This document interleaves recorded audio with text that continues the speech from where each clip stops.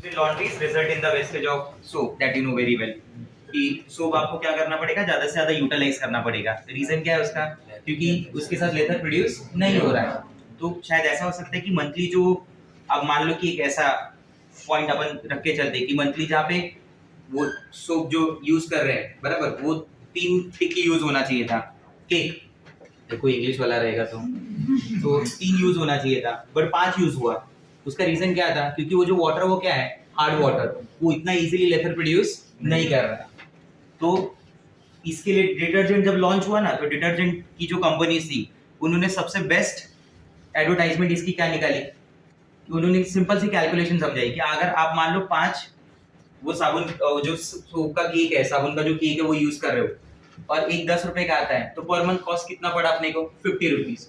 बोला ये जो डिटर्जेंट पाउडर हम दे रहे हैं बराबर, ये उससे अच्छा काम करेगा और ये 30 रुपए में, और ये 1 किलो आपका पूरा महीना, ये अगर 5 यूज हो रहा है तो ये 1 किलो में हो जाएगा, पूरे महीने का हो जाएगा. तो बचा ना महीने का 20 रुपया. अरे हाँ है ना. और ऐसा ऑफ में मिलने लगे, फ्री में मिलने लगे तो इंडियन पब्लिक जहर भी ले ले. बोला आपने नहीं ले तो किसी और के लिए तो काम आ ही जाएगा. कोई बोला जहर खाने के भी पैसे नहीं है, फ्री में ले लो, किसी का तो भला कर रहे हैं. तो ये उनका सबसे बेस्ट था. और ये सच बात है, अपन आगे चल के जब क्लींजिंग ऑफ सोप पढ़ेंगे ना, तो वहां पे एक स्टेटमेंट मैं आपको क्लियर कर दूंगा कि detergents are better than soap. Detergent hard water में भी काम कर सकता है. डिटर्जेंट जो है ना वो हार्ड वाटर में भी काम कर सकता है. उसका सिंपल सा लॉजिक है, डिटर्जेंट के अंदर ना सोडियम कार्बोनेट भी प्रेजेंट होता है और सोडियम कार्बोनेट में यूज करता हूं one of the method for the conversion of hard water into soft water. तो साइड बाय साइड उसको क्या करेगा, कन्वर्ट करता रहेगा. आया समझ में? जनरली देखा होगा कि जब डिटर्जेंट पाउडर वगैरह ऐसे ब्लैंकेट वगैरह हो गए, इन सबको वॉश करने के लिए यूज करते हैं तो हॉट वाटर भी यूज करते हैं ना. और हॉट वाटर का कॉन्सेप्ट मुझे ऐसा लगता है कि ऐसा होगा कि हॉट वाटर अगर मैं रहा हूं बराबर यूज कर रहा हूं, तो अगर उसके अंदर टेम्पररी हार्डनेस है तो वो तो वाटर को बॉईल करने से ऐसे ही चली गई ना. तो इसके बाद तो वाटर के अंदर की वो हार्डनेस भी रिमूव हो चुकी है. नहीं समझा मेरा बात? तो ये सब एडवांटेज थे किसके? डिटर्जेंट के. किसके ऊपर? सोप के ऊपर. और सोप से वेस्ट भी तो काफी जनरेट हो रहा है. हाँ है ना? आपको समझा ना? वेस्ट जनरेट मतलब क्या हो रहा है? वाटर ज्यादा जा रहा है और वो क्या है, वेस्ट वाटर ही कन्वर्ट हो रहा है ना, वो तो खराब हो रहा है ना. अगर मैं डिटर्जेंट यूज कर रहा हूँ उसके कंपेयर में तो वाटर भी तो कम लग रहा है. तो कई सारी चीजें थी जो हार्ड वाटर की वजह से, इसलिए डिटर्जेंट ज्यादा पॉपुलर हो गया कंपेयर टू सोप. समझा? सोप के कंपेयर में डिटर्जेंट ज्यादा पॉपुलर वॉशिंग पर्पस के लिए. ऐसा नहीं कल से डिटर्जेंट से नहाना चालू कर. बोले इसलिए मैं अभी तक थोड़ा काला दिख रहा था लग रहा है. बोला अभी देखो परसों के दिन से हाँ फेयर एंड हैंडसम में मेरा एडवर्टाइजमेंट आएगा.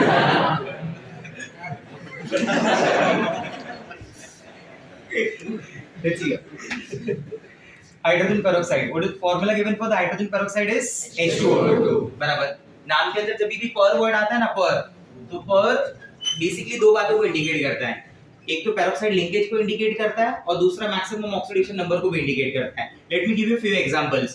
पर chloric acid, in perchloric acid there is no peroxide linkage but the oxidation number of chlorine is maximum, इसलिए पर आया.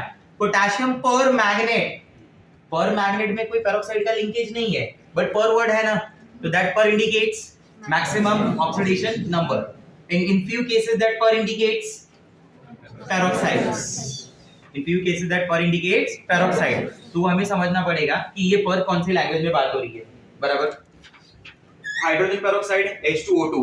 H2O2 के लिए हम लोग बोलते हैं कि it has open book structure. बराबर. स्ट्रक्चर बनाने का लॉजिक क्या होगा? स्ट्रक्चर के लिए मैं क्या सोचूंगा कि हाइड्रोजन है ना, तो hydrogen is always present at terminal. Hydrogen का ऑप्शन नहीं होता. हाइड्रोजन कभी मिडलमैन की तरह काम नहीं कर सकता. Hydrogen will be always at terminal. What is the reason behind that? It can form only one bond ना. अरे तो एक ही तरफ आएगा ना भाई. नहीं समझा? तो दो हाइड्रोजन ने दो तरफ लेने पड़ेंगे, ऑक्सीजन को सेंटर में लाना पड़ेगा. बराबर. मान लो मैंने ऑक्सीजन ऐसे सेंटर में ले लिया, OOH. आप बोलेंगे शायद ऐसा हो सकता है, और आप ही तो बोलते हो कि ऑक्सीजन ऑक्सीजन साथ में होगा तो ही पेरोक्साइड लिंकेज होगा. बट ये स्ट्रक्चर को जब ऑब्जर्व किया गया तो इस स्ट्रक्चर के लिए बोला गया कि it has open book like structure. कैसा बोला गया उसे? Open book like structure. Open book का मतलब इस तरीके से आप समझ सकते हैं, ये इसको ऐसे रिलेट करिए, समझ रहे हैं बात? इस कॉर्नर को आप हाइड्रोजन मानो, इस कॉर्नर को आप हाइड्रोजन मानो, जहां पे मैंने होल्ड किया है, ओके? और ये दो क्या हो गए? ऑक्सीजन। स्ट्रक्चर को समझाने के लिए यहाँ पे ऐसे दिखाया गया है। And this angle is called dihedral angle.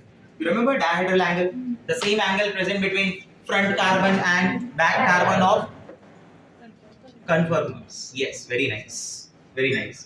कन्फर्मर के अंदर आपने ऐसे ही पढ़ा है ना, जिसको मैं सामने से देख रहा हूँ वो फ्रंट कार्बन है, जो पीछे वाला कार्बन है उसको ऐसे दिखाया जाता है, आया ना? बराबर। फ्रंट कार्बन की ऐसे हाइड्रोजन दिखाई जाती है, बैक कार्बन अगर एक्लिप्स की फॉर्म में तो ऐसे दिखाया जाता है। इनके बीच का जो एंगल होता है that is dihedral angle, similar kind of angle, वही डायहेड्रल एंगल, वैसे ही बात हो रहा है, बराबर। लर्न दिस, आपको ये याद रखना पड़ेगा किसका डायहेड्रल एंगल कितना है और किसका ज्यादा है, किसका कम है। डायहेड्रल एंगल जो है वो गैस फेज में ज्यादा है, सॉलिड फेज में कम है। Here it is 111.5 degree and here it is 90.2 degree, ठीक है? अब ये नॉर्मल अंदर के एंगल की बात करते हैं, जिसको हम लोग बोलते हैं OOH एंगल। क्या बोल रहे हैं उसको? OOH angle. Your OOH bond angle is 94.8।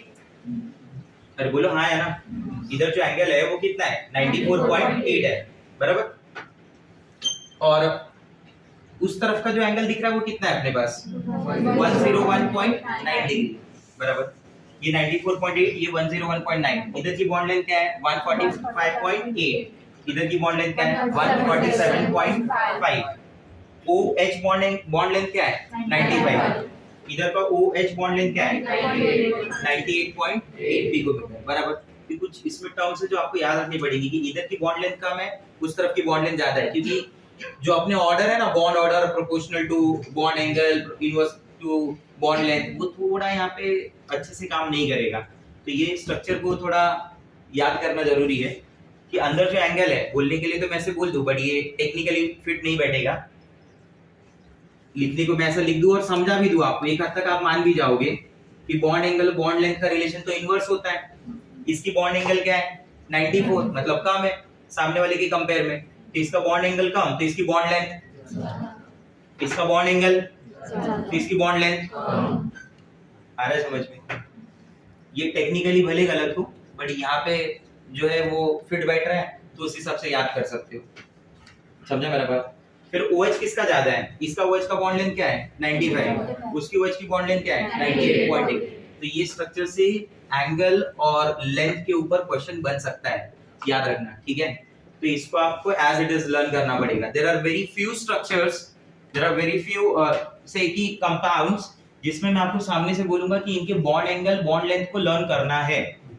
आया समझ में? वरना अपन बॉन्ड एंगल बॉन्ड लेंथ ये सब लर्न नहीं करते। अपने पास there are some rules, bent rule, बराबर। हम कुछ पॉइंट्स को देखते हैं और उसके अकॉर्डिंगली बात करते हैं कि इसका बॉन्ड एंगल ज्यादा होगा, इसका कम होगा। हाइब्रिडेशन देख लेते हैं हम लोग, नंबर ऑफ लोन पेयर देख लेते हैं, ऐसे सारी चीजें। बट कुछ स्ट्रक्चर्स मिलेंगे जहां पे लर्न करना है, जिसमें से H2O2 एक स्ट्रक्चर है, ठीक है? चलिए next.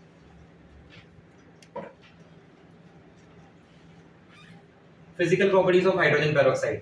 Pure hydrogen peroxide is thick, syrup जैसा लिक्विड होता है ये। सिरप लिक्विड समझता है ना, बराबर, with pale blue colour. It has a bitter taste and harmful for skin. Hydrogen peroxide is more dense and more viscous than water, definitely. This is due to the reason that the molecule of H2O2 are even more highly associated through hydrogen bond than water molecule. Question number 1, सबसे best question. ज्यादा hydrogen bonding कौन show कर रहा है, water या H2O2? Answer is H2O2। ज्यादा hydrogen bonding के option किसके पास आ रहे हैं? H2O2। कैसे? ऑप्शन के पास लोन पेयर आ गया ना नया। आपको याद है वाटर कैसे हाइड्रोजन बॉन्डिंग शो करता था? ये एक H हो गया, ये इकड़े एक H हो गया, ऑक्सीजन पे दो लोन पेयर थे, याद है? ऑक्सीजन के दो लोन पेयर के थ्रू ये दो बॉन्ड बनाता था। अब तो इसके पास H2O2 हो गया, एक ऑक्सीजन और बढ़ गई, एक दो नए लोन पेयर और आ गए, उसके थ्रू भी बॉन्डिंग बना सकता है। More hydrogen bonding, more it results in association of molecules. More hydrogen bonding, more it results in association of molecule. जितना मॉलिक्यूल का एसोसिएशन होगा उतना बॉइलिंग पॉइंट विल इंक्रीज, उतना वो क्या होगा? क्लोज रहेगा, मतलब डेंस रहेगा। कनेक्ट हो रहा है ये सब? अब पढ़ लो उस पॉइंट को।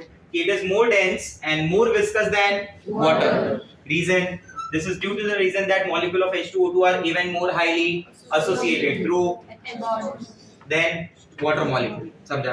अब ऐसे सब जब यहाँ से पॉइंट नहीं पढ़ते हैं जो लोग, उनको सबसे ज्यादा डिफिकल्टी कहाँ पे होती है?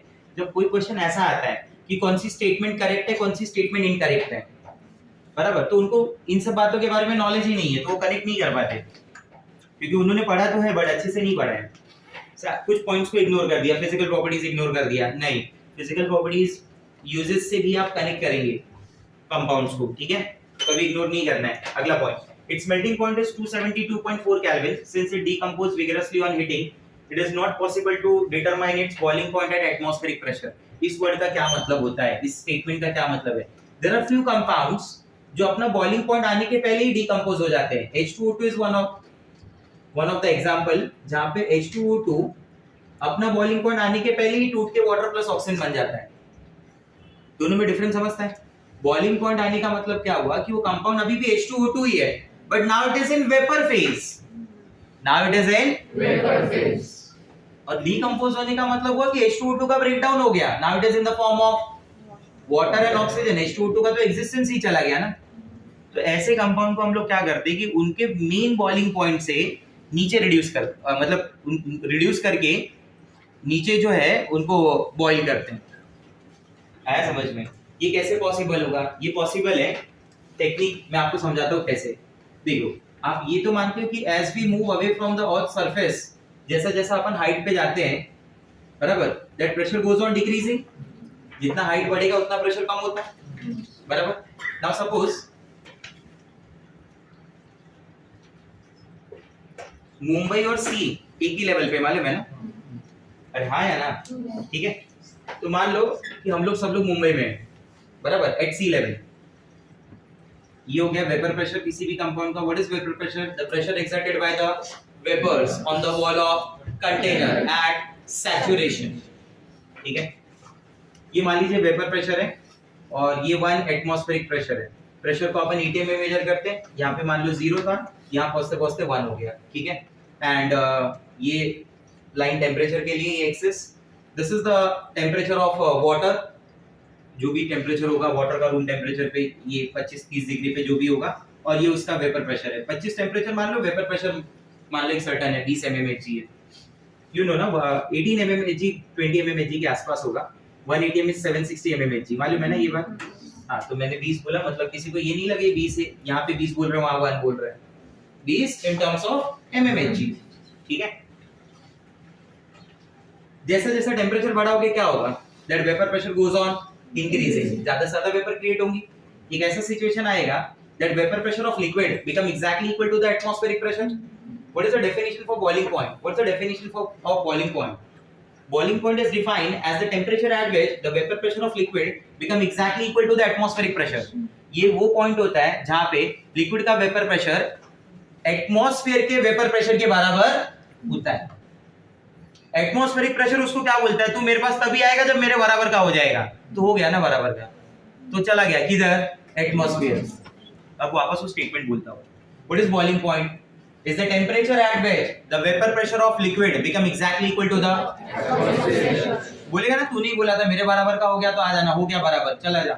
तो अभी चला गया एटमॉस्फेयर में, तो कौन सी फॉर्म हो गई? गैस हो गया ना वो, तो लिक्विड थोड़ी उड़ के जा रहा है। अरे नहीं समझा मेरा बात? लिक्विड कन्वर्ट होके जा रहा है कौन सी फॉर्म में? वेपर फॉर्म में, गैस फॉर्म में, ठीक है। मैं क्या बोलता हूँ कि चलो अपना प्लान बना, अपन सब लोग जा रहे हैं महाबलेश्वर, ठीक है, सपोज बोला है मैंने, याद रख बराबर। महाबलेश्वर में क्या है, हम अब सी लेवल से हाइट पे आ गए ना। सी लेवल से जब हाइट पे आएंगे तो क्या हुआ? सरफेस से ऊपर गए तो प्रेशर डिक्रीज हुआ, बराबर, ठीक है। अब मैं बोलता हूँ कि now, right now at Mahabaleshwar atmospheric pressure क्या होगा? से इट इज 0.95 atm। पहले के कंपेयर में प्रेशर क्या हो गया? थोड़ा कम हो। पहले इस पॉइंट पे लिक्विड का वेपर प्रेशर एटमॉस्फेयर के वेपर प्रेशर को इक्वल हो रहा था, और ये वाला पॉइंट जो था उसका बॉइलिंग पॉइंट था। Boiling point of the liquid, if that liquid is water, तो 100 डिग्री सेल्सियस हो 1 एटमॉस्फेयर पे। अब तो यहाँ पे ही बॉईल हो जाएगा ना वो। मैं ये पूछना चाहता हूँ कि T1 ज्यादा है या T2 ज्यादा है? T1 ही ज्यादा है ना भाई। मतलब बॉइलिंग पॉइंट कहाँ ज्यादा हुआ? सरफेस पे ना, महाबलेश्वर पे तो कम हुआ ना। चलो अपन अभी महाबलेश्वर जा रहे हैं, शिमला किधर जा रहे हैं? शिमला। उधर मान लो कि वेपर प्रेशर है 0.9 atm और कम हो गया तो शायद लिक्विड तो अब यहाँ पे ही बॉईल हो जाए। तो यहाँ पे जब बॉईल होगा तो उस टेम्परेचर को मैं क्या नाम दे दूं? T3। What's the relation? T3 is less than T2। बराबर। चलो मनाली चले गए। कहाँ चले गए? मनाली। और कम हो गया शायद, छोड़ो लद्दाख चले जाते सीधा सीधा। लाइफ में जब खुद का पैसा जमा हो जाए तो एक बार जरूर लद्दाख जाके आना, अच्छा लगेगा आपको, सच बोल रहा हूँ। ये T4 हो गया, घर वालों के पैसे से नहीं, खुद के पैसे से। आई होप आप समझ रहे होंगे मेरी बात। बोला घर वालों को भी पैसा तो मेरा ही पैसा है ना। तब आपने मेरी बात को बहुत ज्यादा अच्छे से समझ लिया। बोला लद्दाख के हर जगह घूम के आऊंगा फिर। तो T1 T2 T3 T4 मेरा बोलने है T4 सबसे कम है ना, तो मोरल ऑफ द स्टोरी उधर गैस कम लगेगी, पैसा ज्यादा बचेगा। अरे क्या हाँ बोल रहे हो? ये समझना है कि जितना प्रेशर रिड्यूस किया उतना बॉइलिंग पॉइंट रिड्यूस हो रहा है।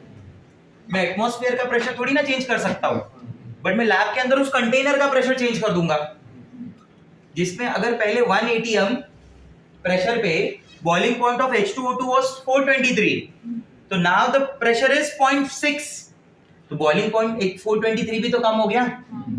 तो अगर वो 400 पे डीकंपोज हो रहा था, अब तो 380 पे बॉईल होगा, तो 400 पहुंचेगा ही नहीं, तो डीकंपोज। इसको बोलते हैं बॉइलिंग अंडर रिड्यूस प्रेशर। इसको बोलते हैं क्या कर रहे हैं अपन? बॉइलिंग कर रहे हैं अंडर रिड्यूस प्रेशर। अब वो लाइन पढ़ो आगे की। Its boiling point has been determined to be 423.2 by an extrapolation method. H2O2 decomposes at its boiling point. Hence, its distillation is carried out under reduced. Yes. तो कोई ऐसा सोचे कि रिड्यूस प्रेशर से क्या हो गया, तो उसको समझना चाहिए ये लाइन का मतलब कि प्रेशर को रिड्यूस किया, यानी एटमॉस्फेरिक प्रेशर को रिड्यूस किया, वहां पे जो सराउंडिंग प्रेशर था, तो boiling point of H2O2 will decrease. समझा? तो शायद अगर 400 पे डीकंपोज हो रहा था, तो अब तो 400 के नीचे ही वो क्या हो गया? बॉईल हो गया। आया इस पॉइंट का मतलब समझ में? ठीक है, ये काफी सिंपल पॉइंट है। It is completely miscible with water, alcohol and ether. इसके पास भी डाइलेक्ट्रिक कांस्टेंट की वैल्यू है, बट उतनी ज्यादा नहीं है। But the dipole moment of H2O2, again the very important line, is little more 2.1 than that of water, that is 1.84. It has more hydrogen bonding than H2O, so order of boiling point will be H2O से ज्यादा होगा किसका? D2O, बराबर। और D2O2 भी बोल सकते हैं आप, ठीक है। बेसिकली ये जो फॉर्म होती है अपन D2O के लिए ज्यादा यूज कर रहे हैं, D2O2 उसके भी आगे आ जाएगा। और सबसे ज्यादा किसके लिए बोल रहे हैं? H2O2। H2O2 का क्या रीजन है?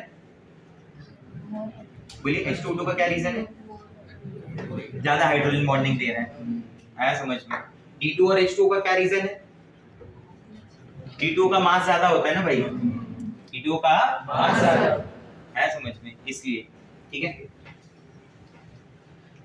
D2O याद है ना आपको? D2O is heavy water, D2O is heavy water, बराबर। इट इज, उसके यूजेस में क्या बताया था मैंने कि वो न्यूक्लियर रिएक्टर में यूज होता है, बराबर, रिएक्शंस के रेट को मॉडरेट करने के लिए। तो it is used as a moderator in nuclear reactors, ठीक है।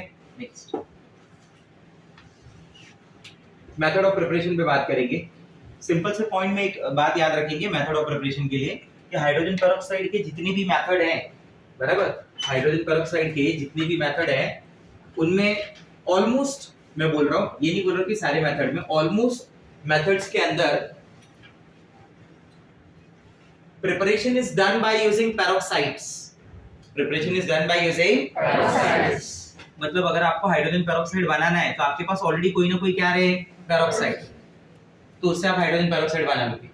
मेरे पास पेरोक्साइड की फैमिली में 4 लोग ही हैं, अगर आपको याद हो तो। याद आया कुछ? पेरोक्साइड की फैमिली में कितने लोग हैं? 4 लोग। याद है ये? नेहा बसरा। कौन कौन है बताओ? ने से नेट्रियम यानी सोडियम, दैट इज Na2O2, बराबर। हाँ से क्या है? हाइड्रोजन, ठीक है। बी से क्या होगा? बेरियम, और स्ट्रॉन्शियम। आया समझ में? ये कभी देखने को नहीं मिलता, बहुत लेस। ठीक है, इसको तो बनाना ही है, तो बचे कौन लोग? दो। कौन से? Na2O2 और Ba2।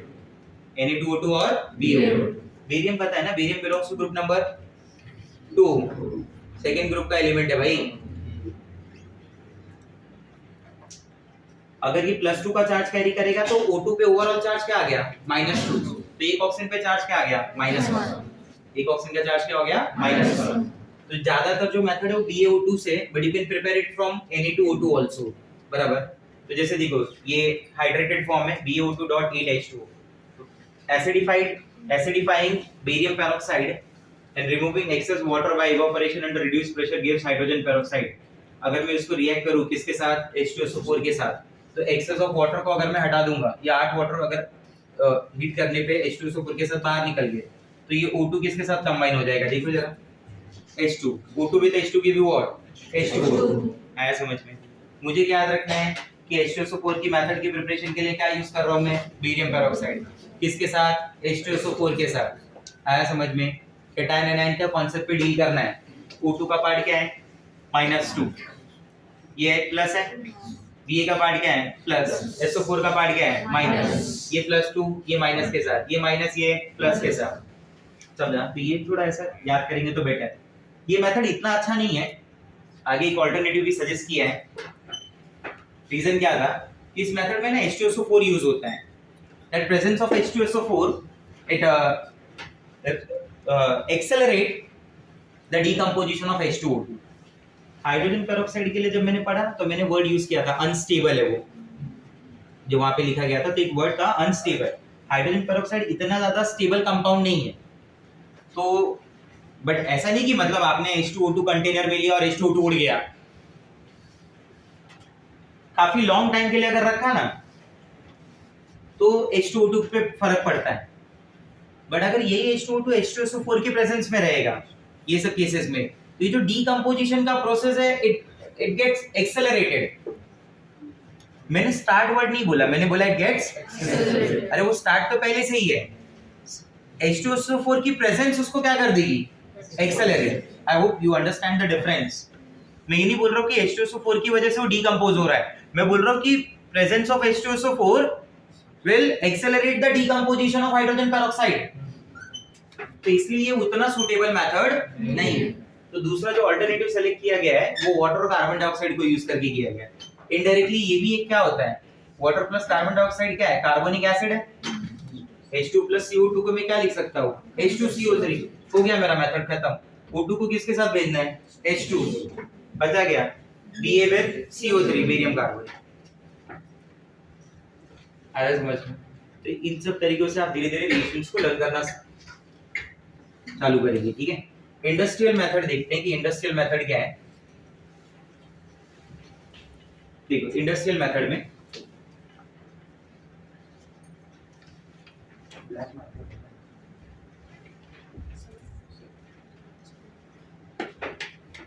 ये देखिए, बेंजीन देखा है आपने? आपने नैफ्थलीन भी देखा है? आपने एंथ्रासीन भी देखा है? ये एंथ्रासीन है शायद से, बराबर। इसमें जो सब्स्टिट्यूटेड फॉर्म होती है ना, मैंने इसे सब्स्टिट्यूटेड मतलब जो अटैच्ड ग्रुप होंगे उस फॉर्म को बोल रहा हूँ। उसमें नंबरिंग ऐसे स्टार्ट होती है, either you start from this position, this position, this position और दिस पोजीशन। ठीक है, बराबर। जो भी नियरेस्ट होगी, मान लो आपने एक अल्काइल ग्रुप इधर अटैच कर दिया, तो इसकी नियरेस्ट क्या हुई? ये वाली, ये, तो बाकी सब रफ कर दो।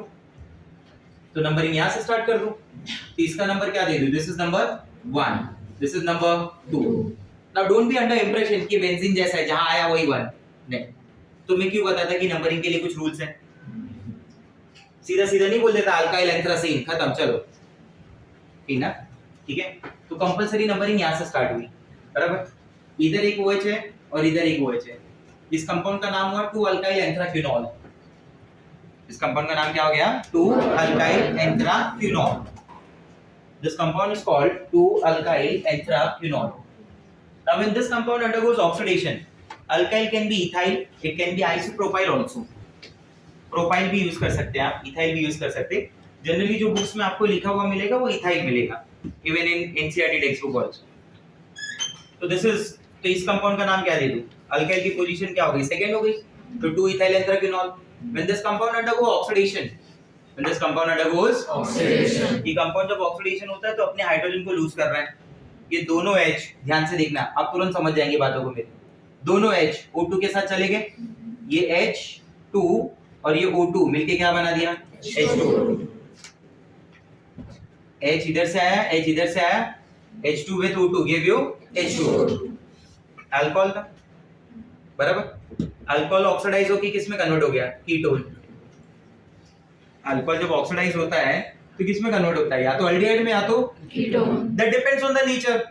तो इधर ऐसा नेचर था कि अल्कोहल कन्वर्ट हो गया किस में? कीटोन में. कीटोन बनने के लिए O को तुरंत क्या बनाना पड़ेगा? डबल बॉन्ड बनाना पड़ेगा. O को क्या बनाना पड़ेगा? Double bond. अगर O अपने पास यहाँ डबल बॉन्ड बनाएगा तो डेफिनेटली बॉन्ड की एडजस्टमेंट होगी और स्ट्रक्चर ऐसा बन गया. इस फॉर्म वाले कीटोन को बोलते हैं क्यूनोन. ये जो रिंग कीटोन होता है ना, रिंग में ऐसा डाई कीटोन, उसको क्या नाम देते हैं? क्यूनोन. तो जो 2 इथाइल एंथ्राक्विनोल था, that 2 ethyl anthraquinol is changes to ethyl. अभी भी अपनी पोजीशन पे, तो मतलब 2 इथाइल तो बोला ही जाएगा, बट जो एंथ्राक्विनोल था वो कन्वर्ट होके क्या हो गया? एंथ्राक्विनोन. ओल indicates alcohol, own indicates ketone. तो एंथ्राक्विनोल चेंजेस टू एंथ्राक्विनोन. ये मेथड कमर्शियल मेथड है, इंडस्ट्रियल मेथड. इसका सबसे बड़ा प्लस पॉइंट क्या है मालूम है? जिस दिन आपको एंथ्राक्विनोल की वापस जरूरत पड़ गई, इस कंपाउंड में हाइड्रोजन ऐड करो, ये वापस कन्वर्ट हो जाएगा. That's why the process is called cyclic process. ये रिवर्सिबल है. क्या ये reversible? Along the same path आप उस कंपाउंड को वापस बना सकते हैं. समझा मेरा बात? क्लियर हुआ पॉइंट? तो that's why this is an example of industrial method, also called as manufacturing method. तो इंडस्ट्रियल का मतलब समझा क्या होता है? Industrial method. इंडस्ट्रियल मेथड जिसके थ्रू कंपाउंड, जो कंपाउंड जिसकी बात हो रही है उसकी लार्ज स्केल प्रिपरेशन की जाएगी, जो इंडस्ट्रीज में यूज होता है फॉर द प्रोडक्शन. और ये जो ऐसे छोटे मोटे मेथड अपन पढ़ते रहते हैं ना बीच बीच में, ये सब बेसिकली लैब मेथड होते हैं, या फिर ऐसे मेथड जो कंपाउंड तो बना रहे हैं बट उतनी प्योरिटी नहीं है, बराबर, या फिर एक्सपेंसिव है. समझा मेरा बात? तो वो सब मेथड अलग रहते हैं. अदरवाइज अपन जो पढ़ते हैं या तो लैब मेथड होगा या तो कैसा मेथड होगा? Industrial method. इंडस्ट्रियल मेथड के नाम क्या होते हैं? Manufacturing method, commercial method. ये सब किसको बुलाया जाता है? Industrial method. देखिए नेक्स्ट, ये भी एक अच्छा प्रोसेस है. To obtain 30% hydrogen peroxide. कितना परसेंट कॉन्सेंट्रेटेड? 30%.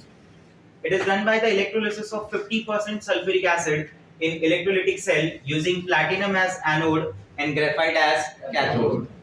इलेक्ट्रोड्स के बारे में ऑलरेडी आपको पता है, 2 बताया था. रेड कैट याद है?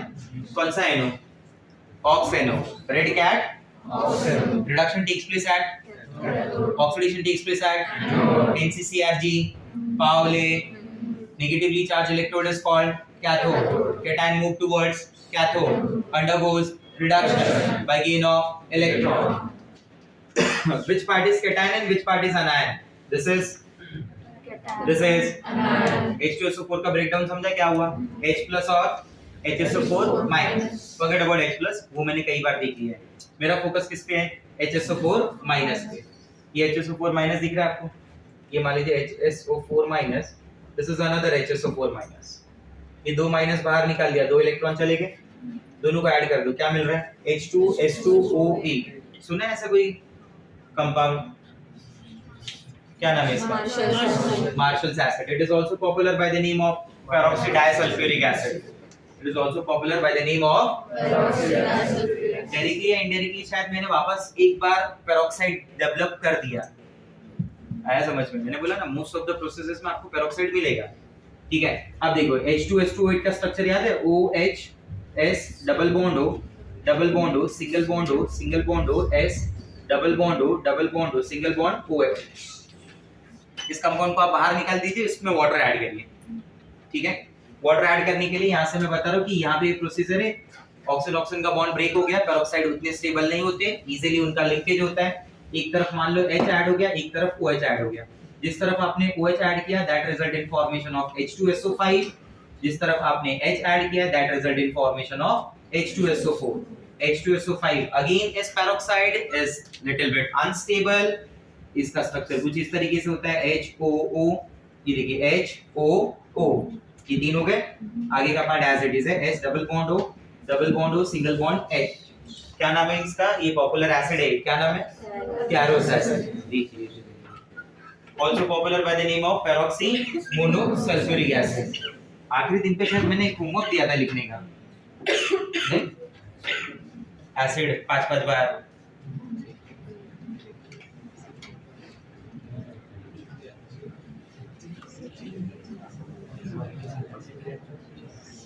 क्या बोल रहे, कुछ समझ में नहीं आ रहा है.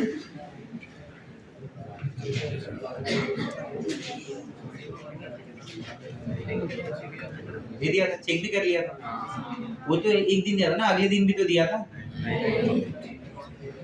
इस बात में एकदम यूनिटी रहती है. बोले हम सब एक साथ है, एकदम मिलके ना ही बोलना है. सेकेंड डे पे भी तो दिया था गौरव.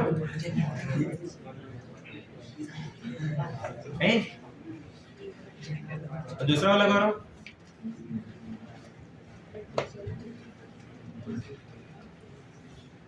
दोनों गौरव साथ में बैठते हैं हमेशा. देखो मेरे को याद है शायद किया था. चलो ठीक है, तुम क्या मिलके झूठ बोल रहे हो तो क्या कर सकते हैं. H2SO4 तो स्टेबल है, मान लीजिए. H2SO5 जो है ना पेरोक्साइड है, इसको वापस डाइल्यूट कर रहा हूं मैं. इसको ना वापस डाइल्यूट कर रहा हूं, यहां से ब्रेक डाउन होगा बराबर. मान लीजिए H इस तरफ आ गया, OH इस तरफ आ गया, तो that result in formation of what? H2O2. बाकी क्या बच गया? H2SO4. अब ये मत सोचना OH इस तरफ आ गया वापस H2SO5 बन गया और वाटर उस तरफ चला गया. नहीं, किसी ने सोचा हो OH इधर डाला तो उसके लिए बताना जरूरी है. फिर क्या दिन भर यही चलता रहेगा. ब्रेक डाउन करके आप H2 वाटर और H2SO5 बनाते रहना. अब इसको ओवरऑल लिखना होगा तो मैं कैसे लिखूंगा? इस फॉर्म को देखिए.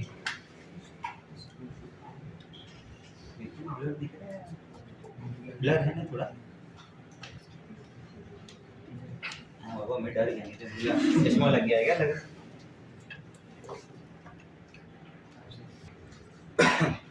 देख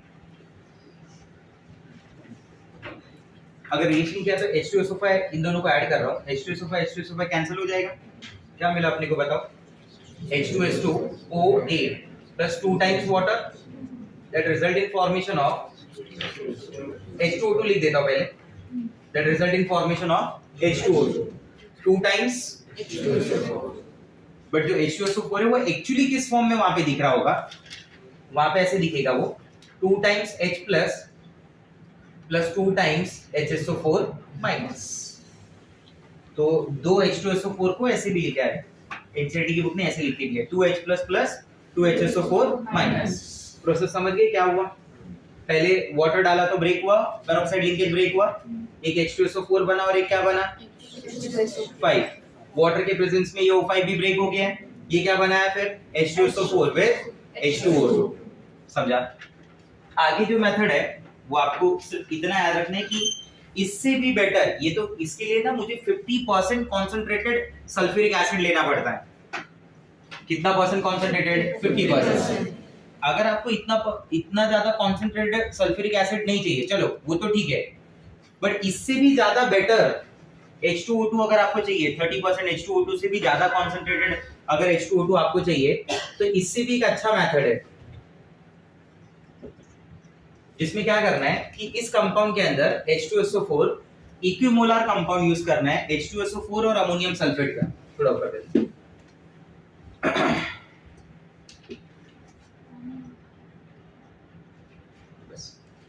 Recently it has been observed that if instead of 50% sulfuric acid and equimolar mixture of H2SO4 and ammonium sulfate, equimolar mixture of H2SO4 and ammonium sulfate is electrolyzed, अगर उन दोनों को मिक्स करके अमोनियम सल्फेट और H2SO4 को mix करके electrolysed करें तो will get a more concentrated solution of H2O2. ठीक है, जस्ट ये लाइन याद रखनी है. इसके आगे जो रिएक्शन लिखे वो आपके काम के नहीं है, आपको नहीं पढ़ना है. आपको सिर्फ इतना याद रखना है एक एक्स्ट्रा पॉइंट के फॉर्म में ये एनसीईआरटी का पार्ट नहीं है, ठीक है, ये जो आगे लिखा हुआ है। तो एक लाइन इतनी खाली याद रखिए कि इससे भी ज्यादा बेटर कब बना सकते हैं H2O2, ज्यादा कॉन्सेंट्रेटेड कब बना सकते हैं, जब H2SO4 के साथ इक्विमोलर में क्या मिक्स कर क्या ले ले, अमोनियम सल्फेट। आया समझ में बात? ठीक है, प्रॉपर्टीज का पार्ट कल करते हैं, ठीक है। देखिए केमिकल प्रॉपर्टीज को याद करने के लिए क्या वर्ड बोलेंगे अपन? यस, बरोबर, बड़ौदा होता है, अपन बड़ौदा बोल रहे हैं। B, that B stands for bleaching action. So these are the 5 chemical properties of H2O2 basically. सबसे पहला bleaching action हो गया, second is acidic agent, बराबर, थर्ड हो गया मेरे पास reducing agent and oxidizing agent, fourth हो गया decomposition और फिफ्थ हो गया addition reaction, बराबर। सबसे पहला ना एसिडिक नेचर से स्टार्ट करके ब्लीचिंग एक्शन बाद में देखते हैं। एसिडिक नेचर में जैसे मैं H2O2 अगर बोलूं तो H2O2 को देख के क्या लग रहा है आपको कि कितने H+ आयन रिलीज कर सकते हैं? 2। अरे बराबर ना? तो ये कैसा एसिड बोला जाएगा? मोनो बेसिक एसिड या dibasic acid? H2O2 will act as a diabetic acid. So it can form two types of salt, two series of salt. जैसे H2O2 ने मान लो सबसे पहले एक H+ आयन रिलीज किया, तो क्या हो गया? H2O2 से एक H+ गया, बराबर, प्लस HO2 माइनस, सही है, एक H रिमूव किया ना, बराबर। अब HO2 माइनस से दूसरा H+ जाएगा तो क्या बन जाएगा बोलो? Another H+ ion. ये क्या हो गया? O2 minus. This is called hydroperoxide. What it is called? Hydroperoxide. Yes, this is popular by the name of hydroperoxide ion. This is hydroperoxide ion and the other one will be called as peroxide ion. मतलब कितने type के salt दे सकता है आपको? ये 2 type के salt दे सकता है। Suppose being acidic in nature, it can easily react with the bases like NaOH. अगर मैं इसे NaOH के साथ रिएक्शन करा दूं तो मान लो रिएक्शन का क्या हो जाएगा? मैं ऐसा लिख सकता हूं H2O2 प्लस NaOH, ठीक है, एक H+ का लॉस हो रहा है, ये H+ gets combined with OH minus, Na उसकी जगह पे आ जाएगा, H2O2 में H रिप्लेस होके क्या बन जाएगा? NaHO2। कंपाउंड का नाम क्या हो गया? Na stands for sodium, HO2 stands for hydroperoxide. What the compound name? Sodium hydroperoxide. ये क्लियर हो गया? ठीक है, H और OH का तो क्या था? वाटर बन गया था, बराबर। इसको मैं बोलता हूं दिस इज टाइप 1 सॉल्ट। ये क्या हो गया उसका? Type 1 salt. This NaHO2 further it can react with NaOH, ये वापस से रिएक्ट कर सकता है। What is the reason behind that? क्यों रिएक्शन वापस पॉसिबल है NaOH के साथ? क्योंकि उसके पास एक H+ आयन अभी भी अवेलेबल है ना, इन द फॉर्म ऑफ, मतलब एक H अवेलेबल है इन the form of H+ ion. ये H+ फर्दर कंबाइंड्स विद OH, ये H और OH का क्या बन गया? वाटर बन गया। क्या बोलते हो? सही है। तो ये H मैं हटा दूंगा और इसकी जगह क्या ले लूंगा? सोडियम। फॉर्मूला क्या बन गया? Na2। नेट रिएक्शन लिखना होगा तो कैसे लिख सकते बोलो? नेट रिएक्शन क्या हो जाएगी? NaCO2 कैंसिल कर दो, H2O2 plus 2NaOH give you Na2O2 plus 2H2, बराबर। We can say कि it is an example of which kind of acid? It is an example of dibasic acid, बराबर। If you see valency factor for this particular reaction, तो ये 1 हो जाएगा। आपको पहले से भी पता है कि वैलेंसी फैक्टर जो होता है that totally depend on the nature of reaction. अगर कहीं पे रिएक्शन हो रहा है तो टोटली रिएक्शन के ऊपर डिपेंड करता है, उसके नेचर के ऊपर डिपेंड करता है। इसका वैलेंसी फैक्टर क्या हो गया? 1। बट अगर ये रिएक्शन डायरेक्ट लिखी होगी तो मैं क्या बोलूंगा? वैलेंसी फैक्टर क्या हो गया? 2। किसी का वैलेंसी फैक्टर अगर 2 है तो उसके इक्विवेलेंट मास को कैसे कैलकुलेट किया जाएगा? Molar mass upon valency factor. Formula वही है ना इक्विवेलेंट मास का।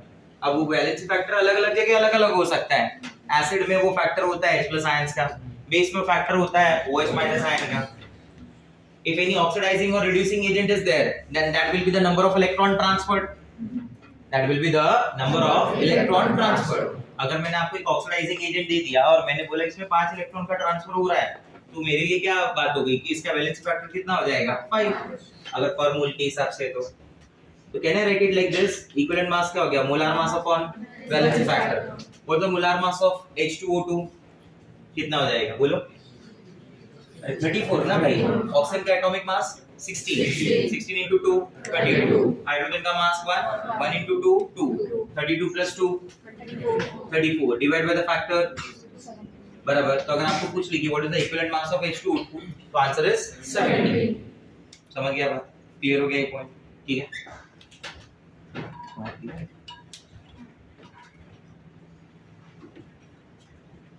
नीचे का घुमा लेफ्ट की तरफ।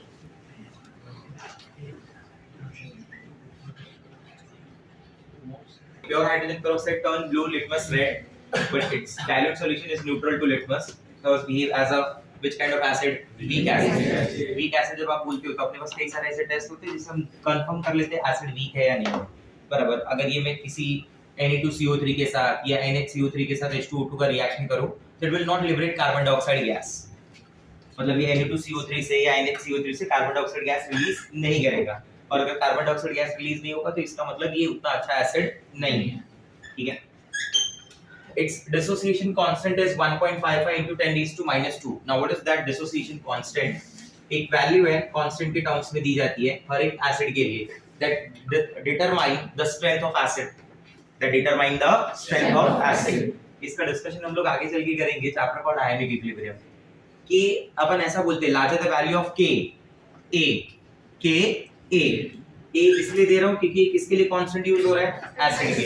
तो Ka is basically the dissociation constant of acid। हम लोग ऐसा बोलते हैं larger the value of Ka stronger is the acid। Ka का वैल्यू जिसके लिए जितना ज्यादा होगा वो एसिड उतना ज्यादा स्ट्रांग होगा। तो कहने से कि जो dissociation constant एक मैथमेटिकल वैल्यू है to determine the strength of acid। अब इसके जो एसिड की वैल्यू दिख रही है वो क्या है? 1.55 into 10 raised to -12। और जैसे आप अगर CH3COH के लिए बोलेंगे तो रफली जो मुझे याद है उसके K की वैल्यू होती है अराउंड 2 into 10 raised to -5।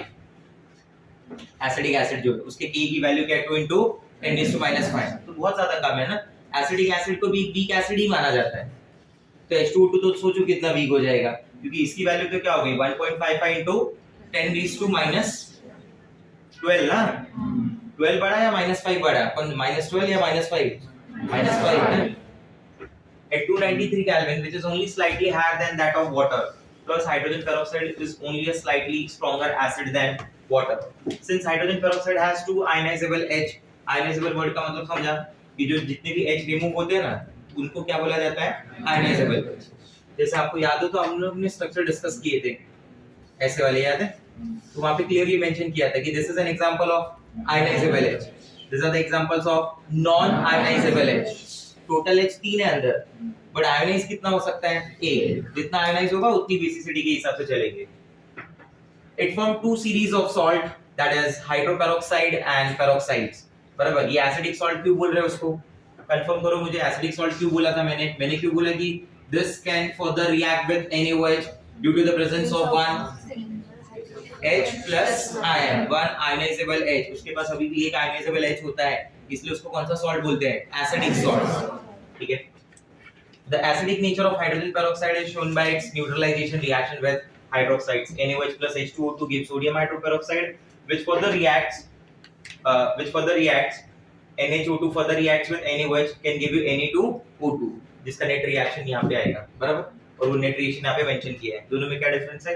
यहाँ पे 1 मोल ऑफ NaOH लिया है, यहाँ पे 2 मोल ऑफ NaOH लिया है। ठीक है, it can react with the barium hydroxides। और since H2O2 is a weaker acid than carbonic acid, वो H2CO3 से भी ज्यादा weak acid होता है, therefore it does not decompose carbonate and bicarbonate to evolve carbon dioxide gas। समझा? कि question ऐसा कहाँ बन सकता है? ये लाइन एक क्वेश्चन की तरह बन सकती है कि एमसीक्यू में आपको पूछा कि कौन सा ऐसा एसिड होगा, बराबर, जो कार्बोनेट या फिर बाइकार्बोनेट से अगर रिएक्ट हुआ तो कार्बन डाइऑक्साइड गैस नहीं देता है। ठीक है, ऑप्शंस में आपके पास एक ऑप्शन है H2O2, तो आंसर वही होगा क्योंकि H2O2 कार्बोनिक एसिड से भी क्या है? वीक है। समझा मेरा बात? ठीक है, नेक्स्ट देखते हैं। Second is reducing nature and oxidizing nature. Now let us understand this reducing nature और ऑक्सीडाइजिंग नेचर के बारे में। Reducing agent and oxidizing agent, सबसे पहले तो ये समझ लो कि why H2O2 it acts as oxidizing agent as well as reducing agent। Condition क्या बताया था मैंने कि अगर किसी को दोनों एक्ट करना है तो क्या कंडीशन होना चाहिए? मान लो अगर एक कंपाउंड में central element is found in its maximum oxidation number, then it will act as only oxidizing agent. बताया मैंने, ठीक है। माउंटेन वाला एग्जांपल कि वो तो यहाँ पे है ना, अभी के आसमान में थोड़ी चला जाएगा, बराबर। तो अभी कहाँ आना है? नीचे आना है। नीचे आना है मतलब it will undergo which process? reduction। reduction होगा मतलब it act as oxidizing। मान लो एकदम ग्राउंड पे है तो एक स्टेप तो आगे जाएगा ना, एक स्टेप के बाद ही हिम्मत हारेगा अगर हारना भी है तो एटलीस्ट थोड़ा तो आगे जाएगा, मतलब it will undergo oxidation. The one who itself undergoes oxidation is a बराबर. The one who itself undergoes reduction is a मान लो ये कोई है जो मिड पे है, बराबर, तो इसके पास तो दोनों ऑप्शन है ना. अगर मोटिवेशन बना है तो आगे जाएगा, नहीं है मोटिवेशन लूज कर दिया है पीछे चला जाएगा. यस और नो, बराबर.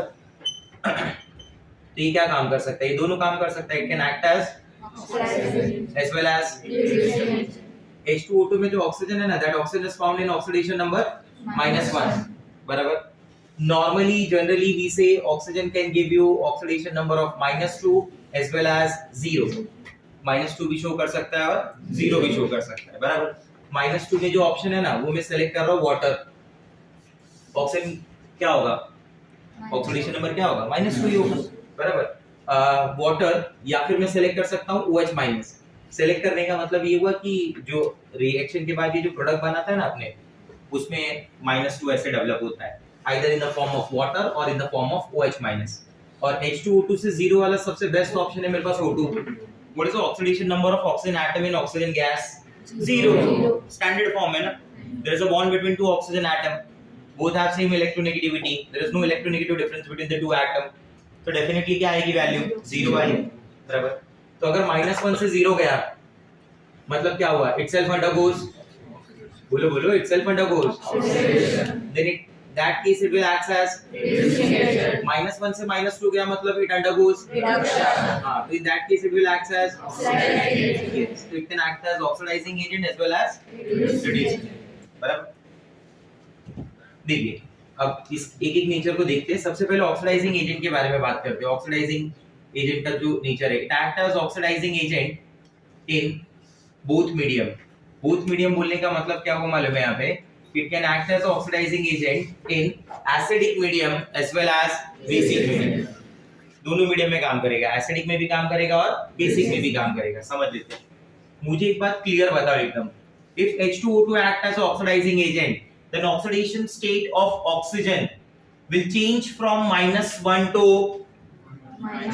-1 to yes. तो क्लियर एकदम रखना कि your oxidation number of oxygen changes from, come on everyone, changes from -1 to -2. बहुत इंपॉर्टेंट लाइन है ये. That oxidation number of oxygen changes from -1 to -2. Yes. देख, अब मैंने बोला बोथ मीडियम. बोथ मीडियम का मतलब क्या हुआ? एसिडिक मीडियम और बेसिक मीडियम, ठीक है. जैसे मैं बोलता हूँ कि मान लो रिएक्शन हो रहा है एसिडिक मीडियम में, it act as oxidising agent in acidic medium. तो एसिडिक मीडियम में that H2O2 it changes to water, ठीक है. ये याद रखना जरूरी है आपको. ये डायरेक्ट नहीं पता चलता कि वो किस में चेंज हो रहा होगा, ये तुम्हें याद रखना है, बाद में बैलेंस करना है. अब तुम्हें स्टेटमेंट क्या याद है कि हमने क्या पढ़ा हुआ है कि इट चेंजेस फ्रॉम -1 टू -2. -2 में दो फॉर्म बोला था सर ने, एक वाटर बोला था और एक OH-. एसिडिक मीडियम में क्या लिख के दिया है? वाटर. चांसेस वाटर के ज्यादा क्यों है? OH- में कहां सोचूंगा, एसिडिक में या बेसिक में? बेसिक. इतना तो सोच सकते हैं ना भाई, बस काम हो जाएगा. H2O2 से क्या चेंज हो रहा है? Water. Tell me the number of balancing के पार्ट्स क्या बताए थे आपको, कैसे बैलेंस करते हैं हम लोग? पहले एटम बैलेंस करते हैं, फिर ऑक्सीजन बैलेंस करते हैं, फिर हाइड्रोजन बैलेंस करते हैं और फिर क्या बैलेंस करते हैं? बराबर. याद कैसे रखते हैं? आओ कंपाउंड चले. अरे बताया तो है, भूल गए क्या तुम लोग? बराबर. पहला एटम, फिर ऑक्सीजन, फिर हाइड्रोजन और फिर चार्ज. Let's start. एटम तो कोई दूसरा है ही नहीं ऑक्सीजन हाइड्रोजन को छोड़ के, वो बैलेंस हो गया. चलो आगे बढ़ो. What about oxygen? कितना है? इधर कितना है? Balance oxygen atom adding water to the side containing less number of oxygen. अरे भाई भूल जाते क्या? कितने हाइड्रोजन? ऑक्सीजन तो बैलेंस हो गया. अब हाइड्रोजन का डिफरेंस देखो, ये कितना है? 4. इधर कितना है? 2. बैलेंस करने के लिए मैं 2H+ ऐड कर दूं. सही है, ये 2H+ ऐड हो गया. Atom balance, oxygen balance, hydrogen balance. अब किसकी बारी है? चार्ज. इसके ऊपर चार्ज क्या है? 0. इसके ऊपर चार्ज क्या है? 0. इसके ऊपर चार्ज क्या है? +1. How many times? So overall the charge is +2. Here the charge is 0. बराबर. +2 से 0 या 0 से +2? क्या बताया था मैंने, चार्ज को बढ़ा सकते हैं अपन या कम कर सकते हैं, कम कर सकते हैं। तो 2 का 0 करेंगे या 0 का 2 करेंगे, 2 का 0 करेंगे। 2 का 0 करने के लिए क्या करना पड़ेगा, 2 इलेक्ट्रॉन टू दैट साइड, मुझे याद आ रहा है। अभी 2 इलेक्ट्रॉन जो ऐड हुए वो कौन सी साइड में, राइट में या लेफ्ट में, लेफ्ट में इलेक्ट्रॉन ऐड होता है तो प्रोसेस क्या होता है, एडिशन हो रहा है ना इलेक्ट्रॉन का। इलेक्ट्रॉन का एडिशन मतलब क्या हुआ, रिडक्शन, बराबर। मतलब H2O2 itself undergoes then it acts as a which kind of agent, oxidizing। ये अपनी तो स्टेटमेंट ही यही है ना, oxidizing agent itself undergoes reduction, तो उसने खुद को रिड्यूस किया। अब तुमको ऐसे टेक्निकली सोचना है कि अगर इसको ये 2 इलेक्ट्रॉन चाहिए तो कोई ना कोई तो होगा जो 2 इलेक्ट्रॉन देगा, तो इसने उससे 2 इलेक्ट्रॉन लिया। अगर मान लो मैंने इससे 2 इलेक्ट्रॉन लिया तो इसका क्या हो गया, ऑक्सीडेशन हुआ ना, तो मैंने फोर्सफुली इसका ऑक्सीडेशन कर रहा है, ऐसा काम चल रहा है। क्लियर हो रहा है बात, देखो रिएक्शन बैलेंस। एसिडिक मीडियम में अगर मेरे को पूछा कि H2O2 का रिड्यूस प्रोडक्ट क्या है, H2O2 itself undergoes reduction ना, तो H2O2 reduces to water, H2O2 reduces to where the oxidation number changes from -1 to -2। now let's consider basic medium। अगर मैं यही चीज बेसिक मीडियम में मान लूं, कौन से मीडियम में, बेसिक मीडियम, ठीक है। मैं वापस से शुरुआत में ऐसे लिख दे रहा हूं कि H2O2 है जो वाटर बना रहा है, ठीक है। सब कुछ एज इट इज रहेगा मेरे हिसाब से, तो 2 electron plus 2H plus H2O2 gives 2H2O, ठीक है। अपन ने क्या बोला था कि ऐसे अगर बेसिक मीडियम आता है अपने पास तो हम लोग एसिडिक मीडियम जैसा ही सॉल्व करते हैं, एज इट इज सॉल्व करते हैं। लास्ट में खाली एक नया एडिशनल स्टेप आता है, वो स्टेप क्या होता है, add OH minus ion equal to number of H plus ion on both the sides. इधर H प्लस आयन कितना दिख रहा है, तो मतलब मुझे कितने OH माइनस आयन ऐड करने पड़ेंगे, दोनों तरफ ऐड करेंगे, बराबर। यहाँ पे भी 2 OH माइनस आयन आ गया, इधर भी 2 OH माइनस आयन आएगा। Don't you think 2H plus and 2 OH minus will result in formation of 2H2O। इधर भी 2 वाटर इधर भी 2 वाटर, कैंसिल हो जाएगा, बराबर। क्या मैं इसको रफ कर दूं, चलेगा, क्या बोलते हो, हाँ या ना, ठीक है। पूरी इक्वेशन तुम्हें समझ में आ गई रहेगी, नहीं समझा। अब यहाँ पे वो जो कंफ्यूजन होती है क्वेश्चंस की स्टूडेंट को, वो क्या होती है, सबसे पहला when H2O2 acts as an oxidizing agent, when H2O2 acts as a oxidizing agent, its reduced product in acidic medium is water, its reduced product in basic medium is OH minus। इसमें confuse कर देता है। अब उधर 2 option मिल गए ना, तो सामने वाले को दिमाग लगाना है भाई। क्या दिमाग लगाना है कि एसिडिक में वाटर रहेगा और बेसिक में OH माइनस आयन का एडिशन होता है, तो वो आ सकता है। आया समझ में, क्लियर है, बैलेंस इक्वेशन समझा सबको, ठीक है। तो ये हो गया उसका रिएक्शन, ऑक्सीडाइजिंग एजेंट कौन से मीडियम में, एसिडिक और बेसिक, ठीक है। देख यहां तक ही लाया,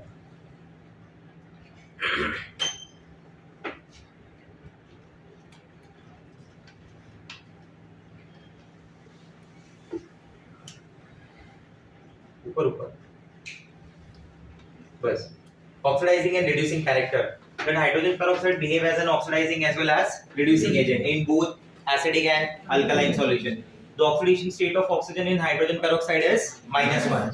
It can be oxidized to O2 or reduced to water or, ध्यान देना दोनों वर्ड पे, it can be reduced to water or water in which medium, OH minus in which medium, ये क्वेश्चन यहाँ पे फंसता है, तो ये क्लियर हो जाना चाहिए मुझे, क्योंकि कंफ्यूजन क्या होती है स्टूडेंट के मालूम है, कभी कभी बेसिक मीडियम में ना ऐसे आ जाता है H2O2 water plus OH minus, overall equation में, नेट इक्वेशन की बात कर रहा हूँ, साथ में कोई और भी है x y ये सब भी है, जहाँ पे x ऑक्सीडाइज होके y बन गया है।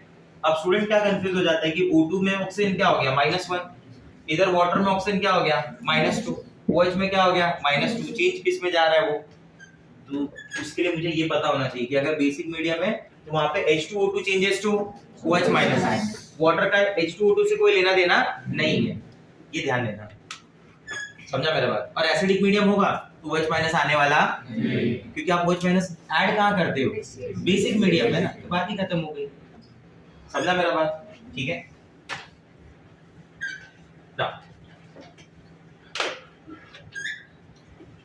Hydrogen peroxide is a powerful oxidizing agent but weak reducing agent.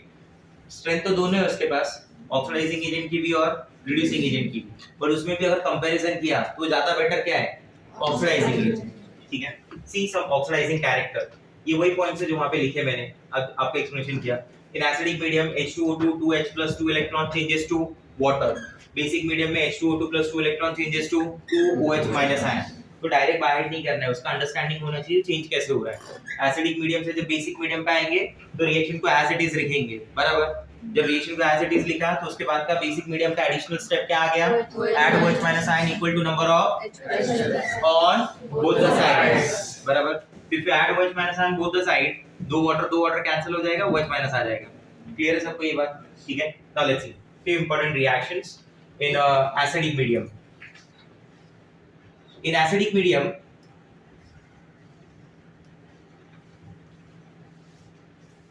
when it acts as oxidizing agent in acidic medium, it changes, ये काफी सारे कंपाउंड को चेंज करता है। जैसे मैं आपको ना इन जनरल एक स्टेटमेंट दे देता हूँ कि in acidic medium it changes ous to ic, ous to इक। कोई भी ऑक्सीडाइजिंग एजेंट हो, ये दो बातें याद रखना, वो अस को इक में चेंज करता है, आइट को इट में चेंज करता है।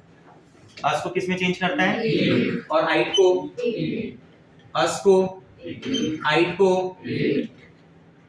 अस को एक, और आइट को, बराबर। Less oxidation number name ends with ous, अधिक oxidation number name ends with के। अब याद करो K2Cr27 और KMnO4 को भी। KMnO4 is a powerful oxidizing agent than K2Cr27, अगर आपको याद हो तो। ठीक है, KMnO4 ज्यादा बेटर ऑक्सीडाइजिंग एजेंट है, किससे, K2Cr27। उन दोनों के बीच में H2O2 को भी ले आओ, KMnO4 बेस्ट, K2Cr27 उसमें थर्ड, और सेकंड पे कौन आ गया, आया समझ में, H2O2, H2O2, हां, ऑक्सीडाइजिंग एजेंट की प्रॉपर्टी में KMnO4 क्या क्या चेंज करता था, फेरस से फेरिक, स्टेनस से स्टेनिक, बराबर। बहुत सारे कंपाउंड थे, नाइट्राइट से नाइट्रेट, सल्फाइड से सल्फेट, तो हर एक में देखोगे तो ये टर्म आएगा, आइट से क्या चेंज हो रहा है, एट। ये थोड़ा याद रखने के लिए ट्रिक हो जाएगा, बराबर। अब जैसे यहाँ पे सबसे बेस्ट एग्जांपल जो अपने पास है, एनसीईआरटी की बुक में जो एग्जांपल दिए थोड़े बहुत, उससे ज्यादा एग्जांपल यहाँ पे लिखे हुए हैं। जैसे फेरस हो गया, तो ferrous will change to ferric. मैं बोलता हूँ कि मैंने रिएक्शन की शुरुआत फेरस सल्फेट से की, तो ferrous sulphate in the presence of H2O2 will change to ferric sulfate। अब रिएक्शन को आयनिक फॉर्म में समझ लो, Fe+2 से जब Fe+3 बनेगा तो कितने इलेक्ट्रॉन का लॉस करेगा, एक। आया समझ में, Fe+2 से Fe+3 by loss of, Fe+2 से Fe+3 by loss of, Fe+2 से Fe+3 बाय लॉस ऑफ, बराबर। एक इक्वेशन बना दे रहा हूँ, देखो इक्वेशन को, ये मेरे पास Fe+2 है प्लस H2O2, बराबर। रिएक्शन की मीडियम एसिडिक है ऐसा उसने बोला हुआ है, ठीक है, और उसने यहाँ पे H2O2 को किस में चेंज कर दिया है, वाटर में चेंज कर दिया है, और प्लस Fe+3 लिखा हुआ है। आया समझ में? आपको बैलेंसिंग बोल दिया उसने, आप कैसे बैलेंस करोगे बताओ? आप बोलोगे Fe+2 से क्या बना, Fe+3 by loss of 1 electron. ये इक्वेशन आपकी बैलेंस हो गई। क्या बताया था मैंने, divide the equation into two half equations. दूसरी हाफ इक्वेशन क्या आ गई तुम्हारे पास, H2O2 गिव यू H2O, ये बैलेंस कर दिया तुमने। कैसे बैलेंस किया, 2 इलेक्ट्रॉन 2H प्लस H2O2, बराबर। To balance the number of electron this equation should be multiplied by 2, एक इलेक्ट्रॉन है ना, और इधर कितना है 2। और मैंने क्या बोला है कि कोई भी नेट रिएक्शन अगर रेडॉक्स होगा, रेडॉक्स का अगर नेट रिएक्शन है तो उसमें number of electron loss should be exactly equal to the number of electron, number of electron loss should be exactly equal to the number of electron. तो balance करने के लिए this equation should be multiplied by 2। अरे से something yes और no, बराबर। 2 electron cancel हो जाएगा, नेट इक्वेशन क्या आ गई मेरे पास, बोलिए 2Fe+2 plus H plus H2O2 give 2Fe+3 plus H2O। आया समझ में? ये देखिए 2Fe+2 plus H2O2 plus 2H plus give you 2Fe+3 plus 2H2O, बराबर। H2 बैलेंस नहीं हुआ था क्या अपना, सॉरी 2H2, समझा? आप इसको ऐसे भी लिख सकते हैं, इसको ऐसे भी समझ सकते हैं। ये तो मैंने डायरेक्ट इलेक्ट्रॉन के टर्म्स में बैलेंस कर दिया। H2O2 जब ऑक्सीडाइजिंग एजेंट का काम करेगा तो क्या रिलीज करेगा, ऑक्सीजन, itself undergoes reduction, ये nascent oxygen. Now the further task will be performed by this oxygen। ये ऑक्सीजन इधर FeSO4 के साथ कंबाइन होगा H2SO4 की प्रेजेंस में, और किस में बन जाएगा, ये क्या था, FeSO4 क्या बुलाता है, फेरस सल्फेट। FeSO4 is और Fe2SO4 थ्राइस को बोलते हैं फेरिक सल्फेट। ये फेरस है और ये हाँ, तो फेरस सल्फेट से फेरिक सल्फेट बन गया। उस इस फॉर्म को बोलते हैं मॉलिक्यूलर फॉर्म, इस फॉर्म को बोलते हैं आयोनिक फॉर्म। वो आयंस की फॉर्म में लिखा हुआ है ना, और ऊपर जो लिखा हुआ है किस में लिखा हुआ है, मॉलिक्यूलर। ये सल्फेट आयन था, इधर भी क्या बन गया, वो सल्फेट आयन ही है ना, कोई चेंज आया, इसलिए उसको नहीं लिखा। आप समझे मैं क्या बोल रहा हूँ? ये सल्फेट आयन है, SO4 क्या है, सल्फेट आयन है, इधर SO4 क्या है, सल्फेट आयन है।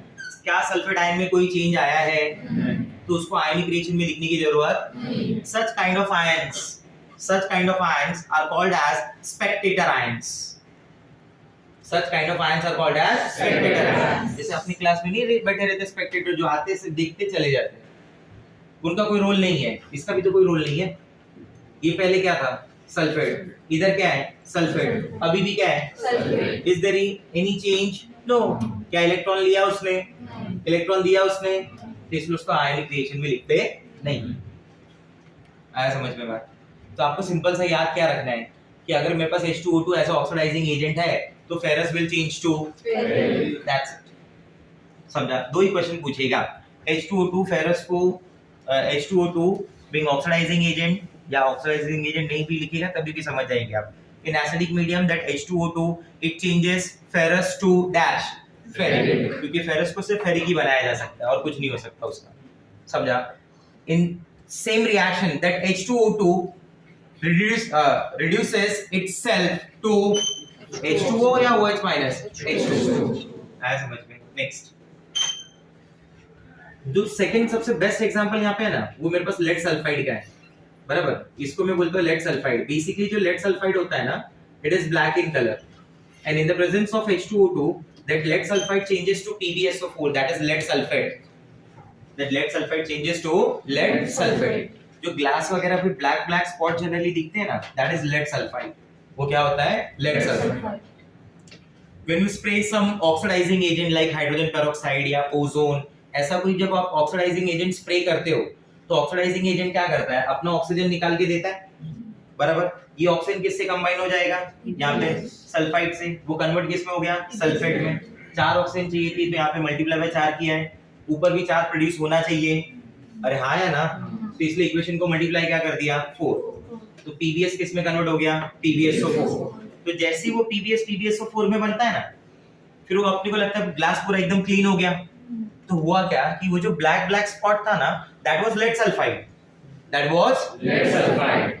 और आपने जैसे ही स्प्रे किया सम ऑक्सीडाइजिंग एजेंट जो भी यूज किया है आपने, उसके प्रेजेंस में that lead sulphide itself gets converted into lead sulfate which is white in color। अब white तो अपने को दिखता नहीं है ना भाई, तो मुझे क्या लगेगा, ग्लास क्लीन हो गया।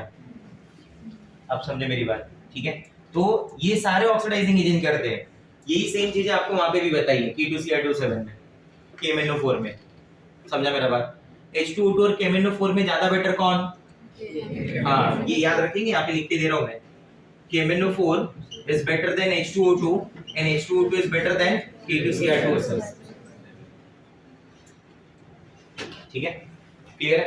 Fluorine is the best oxidizing agent, Fluorine is the best oxidizing agent, Fluorine best oxidizing agent।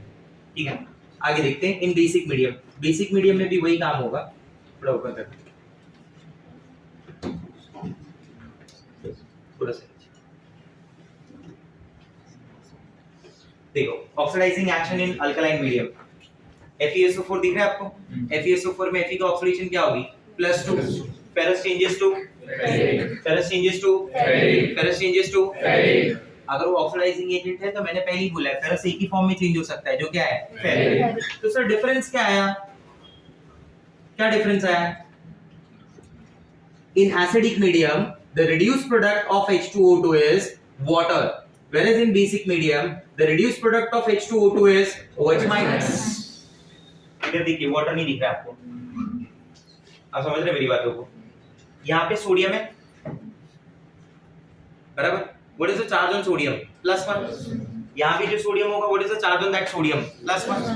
आप समझ रहे मैं क्या बोलना चाहता हूँ कि ये जो सोडियम है इसका चार्ज क्या है, +1 का, ये सोडियम का भी चार्ज क्या है, +1 का। तो this sodium will be considered as a which kind of ion? Spectator ion। उसमें कोई चेंज नहीं है ना। इधर सल्फेट है, इधर भी क्या है, तो आयनिक रिएक्शन लिखूंगा तो उसको लिखने की जरूरत क्या, मुझे Na लिखना है नहीं, मुझे सल्फेट लिखना है नहीं, बराबर, मुझे Na लिखना है नहीं, मुझे सल्फेट लिखना है नहीं, तो Fe क्या हो गया, Fe+2, Na की जगह सीधा सीधा क्या आ जाएगा, वो NaOH की जगह OH minus, H2O2 will as it is, FeOH thrice। आया समझ में? अगर आपको पूछे क्या चेंज आया तो Fe क्या था, +2, इधर Fe क्या बन गया, +3, H2O2 में O2 क्या था, इधर क्या बन गया, -2। समझा? तो क्वेश्चन का डिफरेंस समझ रहे क्या है? In both the cases, ferrous ion changes to ferric when H2O2 act as oxidizing agent. But in acidic medium, the reduced product will be water. Whereas in this, कौन सा medium था अभी? Alkaline medium. The reduced product will be OH minus. That's the difference. And the second one is, it convert Mn+2 to MnO2. ठीक है? It convert Mn+2 to MnO2. Here Mn is found in MnO2, Mn will be found in +4. +2 changes to +4. So Mn+2 it undergoes oxidation. That oxidation done by H2O2. और H2O2 खुद क्या बन गया रहेगा, OH minus. ढूंढ लो, इधर O2 का क्या था, -1। आया समझ में? ठीक है। MnSO4 है, इधर Mn है अपने पास, here Mn+2 और Na2SO4 है, MnO2 है। अच्छा, यहाँ पे वो H+ और OH- आयन मिलके वो कौन सी फॉर्म में चेंज हो गया, वाटर की फॉर्म में, बराबर। बट -1 किस में चेंज हो गया, -2। इधर का जो Mn+2 था वो Mn+2 किस में चेंज हो गया, +4। समझ रहे डिफरेंस? क्लियर हो रहा है? ठीक है। अगला देखते हैं। अब दूसरी तरफ अगर यही रिड्यूसिंग एजेंट का काम करने लगे,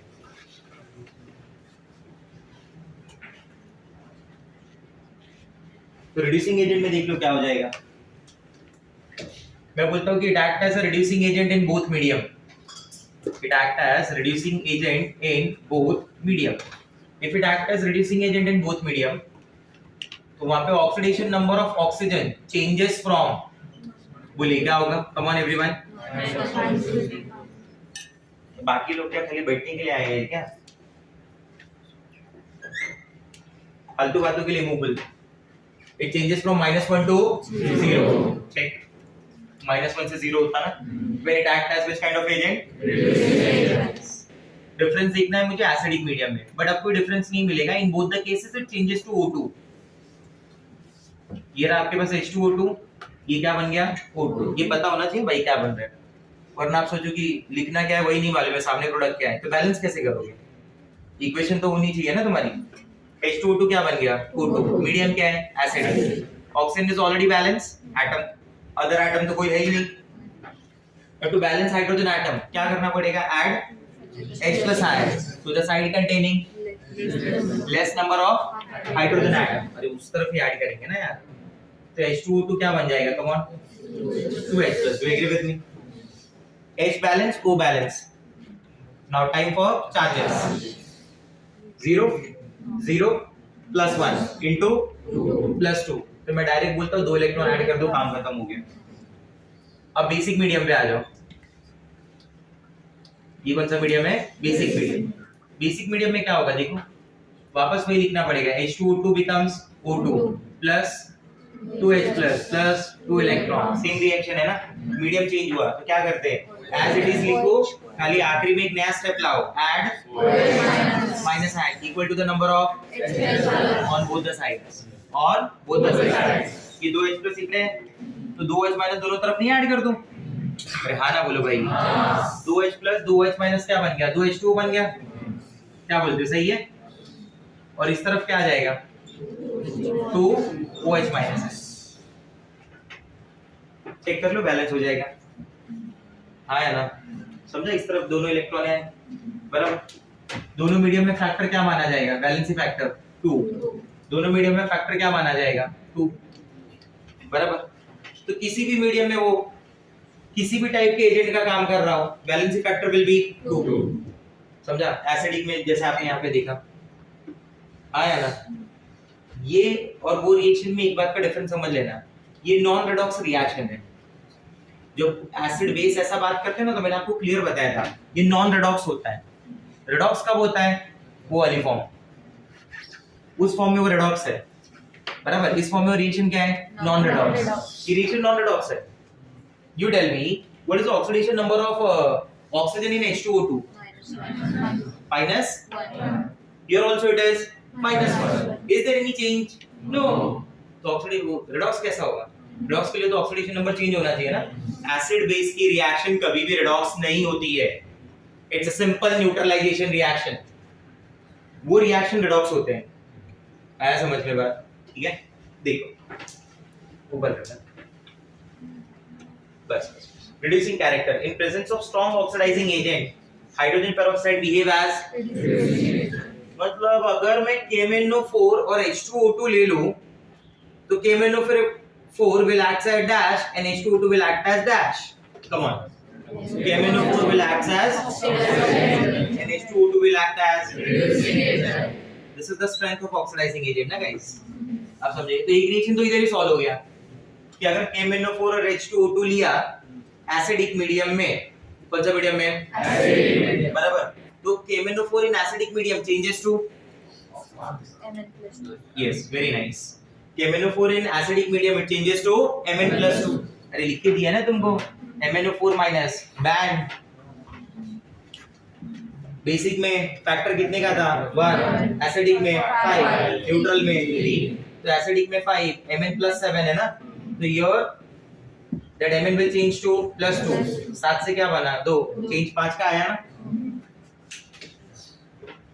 नहीं समझा बात? बराबर। तो मुझे एक बात क्लियर हो गई कि अगर KMnO4 और H2O2 का रिएक्शन हुआ एसिडिक मीडियम में, बराबर, तो H2O2 will act as reducing agent, MnO4 will act as MnO4 will itself changes to Mn+2. वो खुद को +2 में चेंज कर देगा, बोलो हाँ या ना, बराबर। और H2O2 खुद को किस में चेंज कर देगा? O2 में। चलो आ जाओ, देखो इन एसिडिक मीडियम सबसे पहला मैं क्या लिख दूंगा? In acidic medium MnO4 minus changes to Mn+2। अभी अपनी जो बातचीत है वो किसके विद रिस्पेक्ट टू है? H2O2 के विद रिस्पेक्ट टू है ना। तो H2O2 तो ऊपर पहले ही लिख दिया मैंने कि H2O2 एसिडिक मीडियम में खुद को क्या चेंज करता है? O2। और H2O2 के प्रेजेंस में MnO4 माइनस किस में चेंज हो जाएगा? Mn+2। तो MnO4 माइनस ने खुद का क्या किया? रिडक्शन। खुद का रिडक्शन मतलब which kind of agent? Oxidation.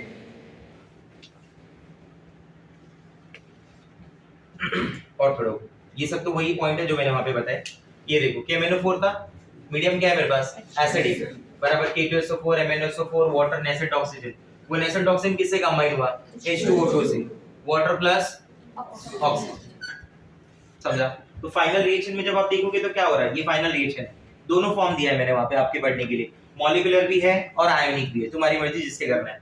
Molecular में क्या है? आयोनिक में क्या है? MnO4 minus changes to Mn+2।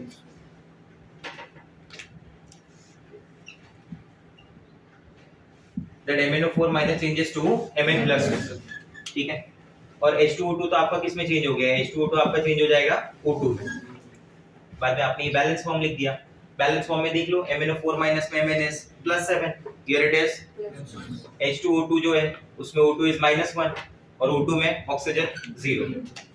वो कंफ्यूजन ना रहे फिर कि वाटर में चेंज हो रहा है या O2 में चेंज हो रहा है, समझा? एसिडिक मीडियम है ना, तो H2O2 will changes to O2।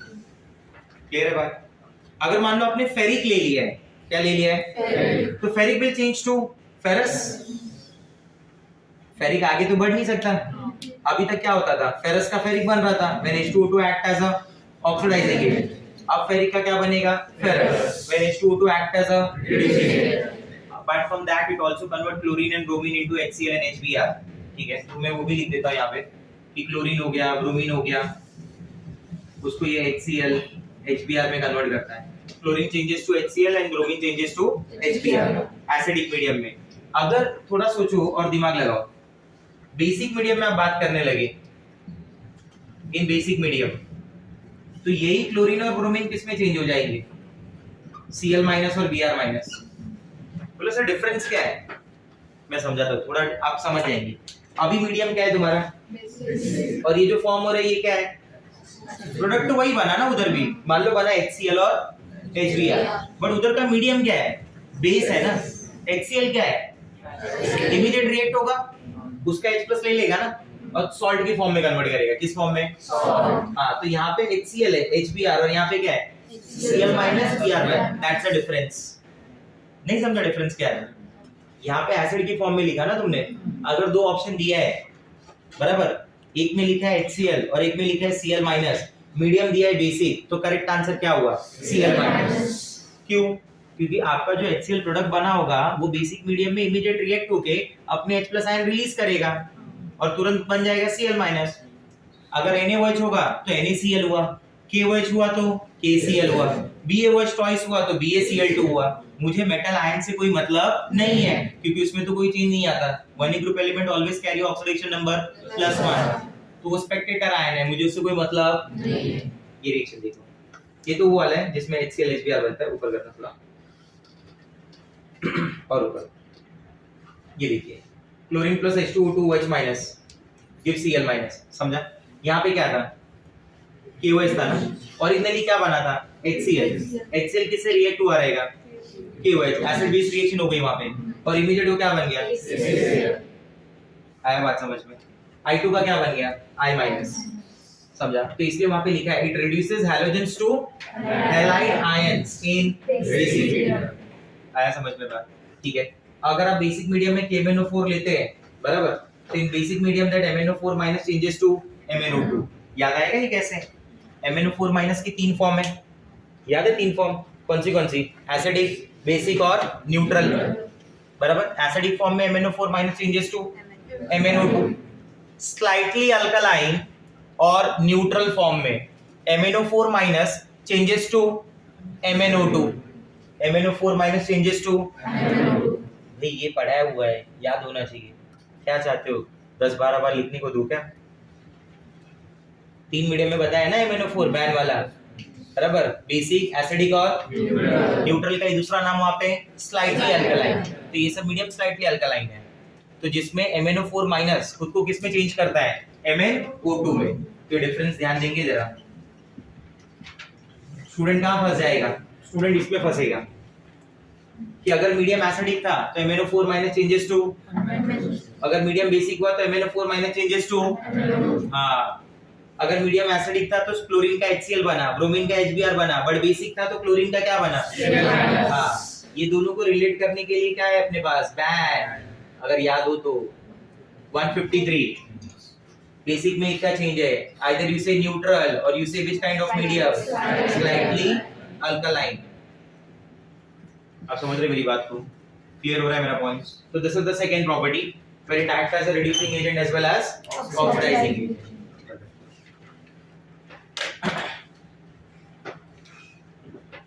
सबसे फर्स्ट पे लिखा ना डीकंपोजिशन था ना नीचे, अरे वो वैसा नहीं, ऊपर की बस बस बस, और थोड़ा केरी पॉइंट है। ऑलरेडी आपको बोल दिया कि H2O2 जो होता है वो अनस्टेबल होता है, ऑलमोस्ट जितने भी पेरोक्साइड्स हैं उनके नेचर में ये दिखता ही है कि उनकी स्टेबिलिटी इतनी ज्यादा नहीं है, नेचर थोड़ा अनस्टेबल है। तो प्योर हाइड्रोजन पेरोक्साइड इन अनस्टेबल, थोड़ा नीचे, is an unstable liquid and it decomposes into water and oxygen। अगर आप H2O2 है मेरे पास एक कंटेनर में बराबर, तो वो कंटेनर के अंदर धीरे स्लोली वो किस में चेंज होता रहेगा? Water plus oxygen gas, water plus oxygen gas. ये कोई कर नहीं रहा है, ये रिएक्शन अपने आप हो रहा है क्योंकि वो लिक्विड की स्टेबिलिटी नहीं है, उसे हम क्या बोल रहे हैं कि it is less stable, unstable liquid. It is an example of auto oxidation and auto reduction. Very important line, वो खुद ही रिडॉक्स हो रहा है। कैसे? H2O2 में O2 क्या था? H2O में O क्या है? और O2 में क्या है? -1 changes to -1 changes to बराबर। itself undergoes oxidation, itself undergoes दोनों कर रहा है ना, वो खुद ही ऑक्सीडाइज भी हो रहा है, खुद ही डिस्प्रोपोर्शनेशन है बराबर।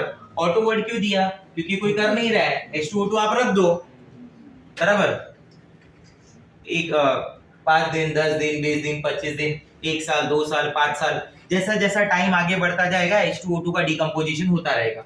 किसमें होगा वो decompose? Water plus oxygen gas, water plus oxygen gas.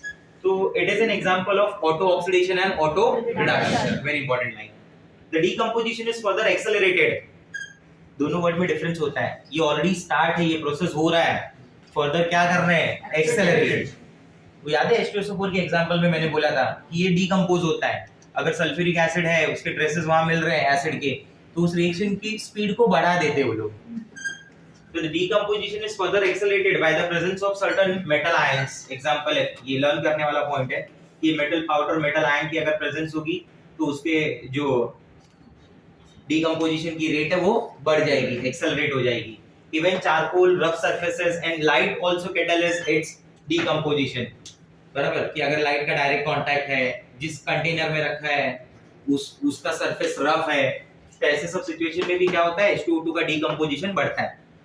The solution of H2O2 must be handled with care since they may explode with traces of organic matter or even dust. अगर dust particle है, ऐसा कुछ है, तो उसकी भी presence में क्या होता है, वो एक्सप्लोड हो सकता है। बराबर H2O2 क्योंकि उसका खुद का नेचर कैसा है, स्टेबल नहीं है। ठीक है, तो इसको स्टोर करने के लिए क्या कर सकते हैं, ऊपर करता हूं। स्टोरेज के लिए पॉइंट पहले बता देता हूं, बाद में बाकी की रिएक्शन बढ़ाता हूं।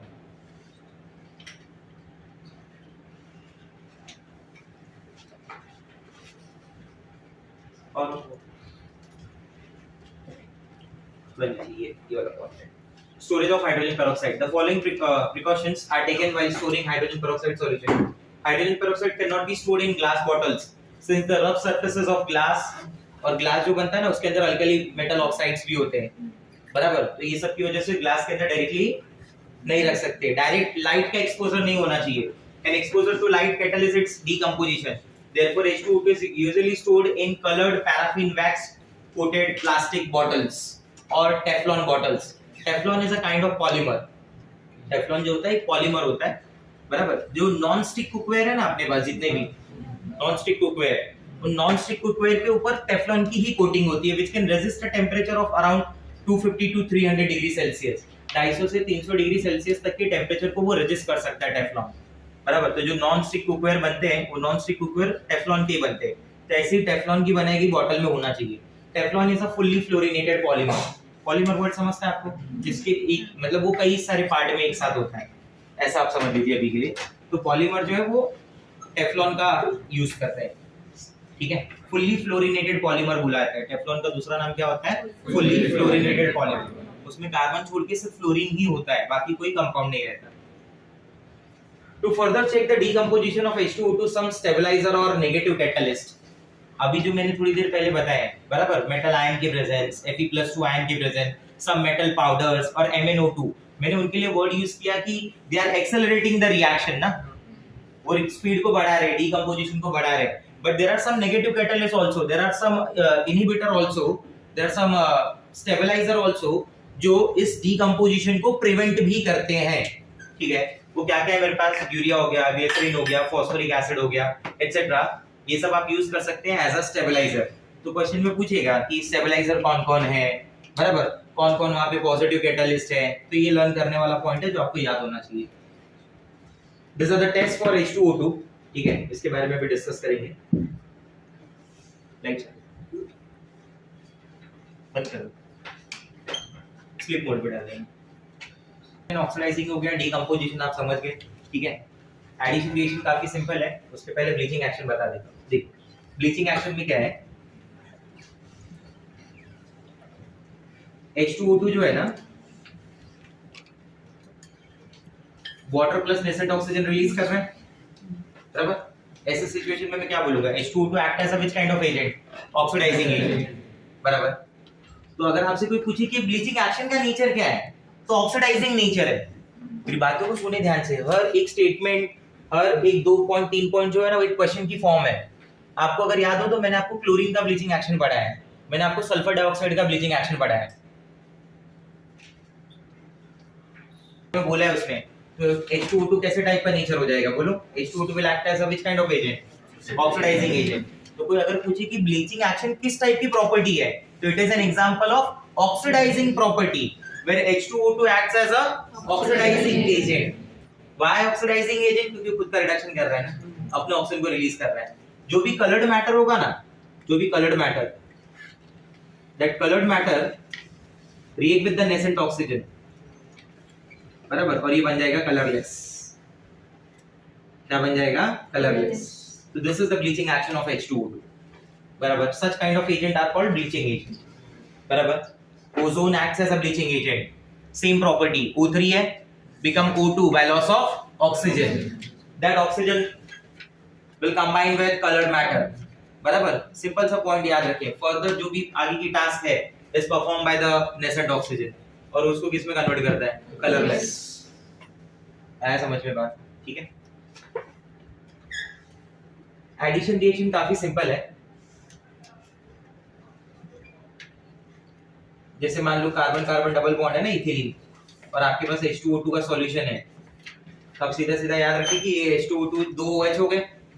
क्या H2O2 को मैं दो OH बोल सकता हूँ? हाँ, HOOH ना, तो कितने OH हो गए? दो। मान लीजिए दोनों कार्बन कार्बन डबल बॉन्ड पे दोनों OH का एडिशन हो गया, तो क्या बन गया बोलो?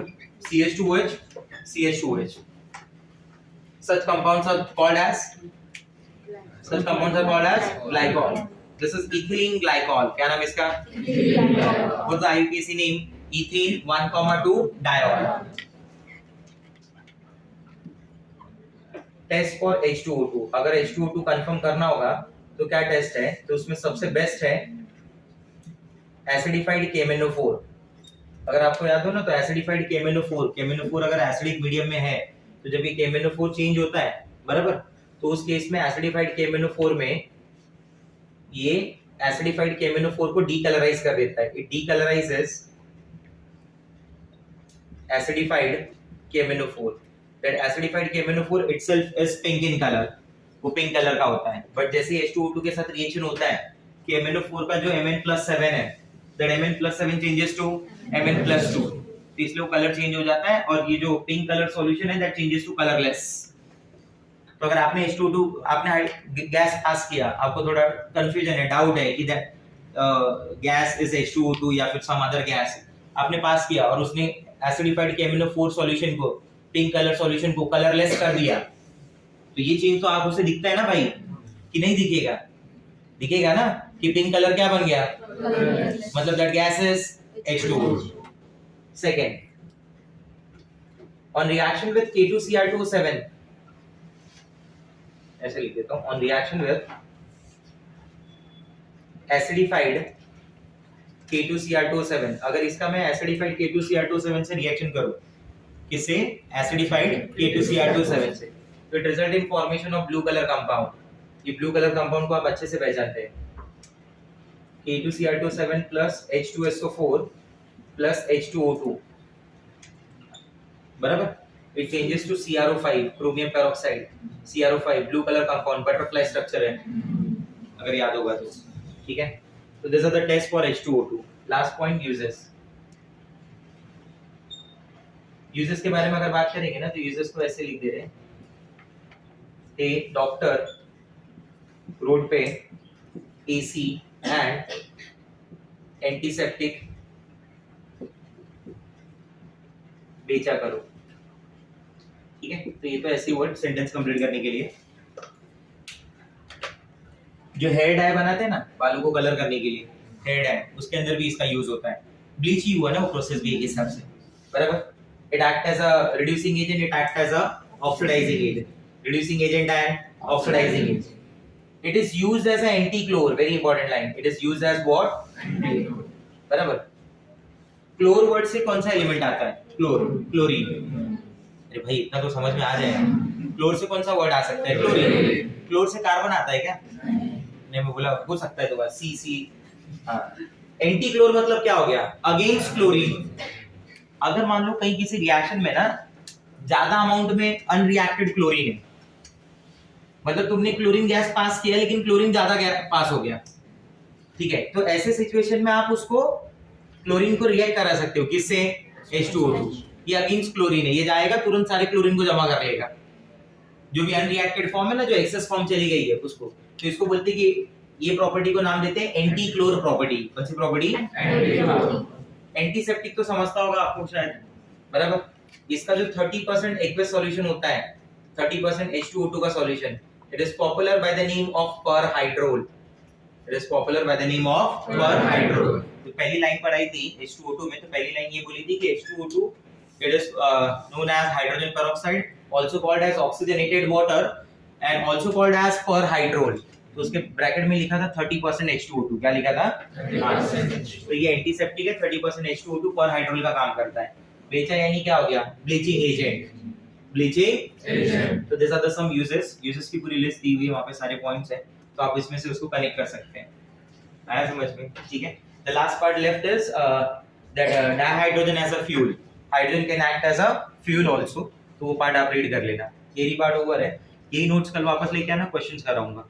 ठीक है। और आज आपको हाइड्रोजन का लेवल 1 भेज देता हूँ मैं, सॉल्व कर लेना, और ये नोट्स भी भेज दे रहा हूँ। ओके, फोटो ले लो।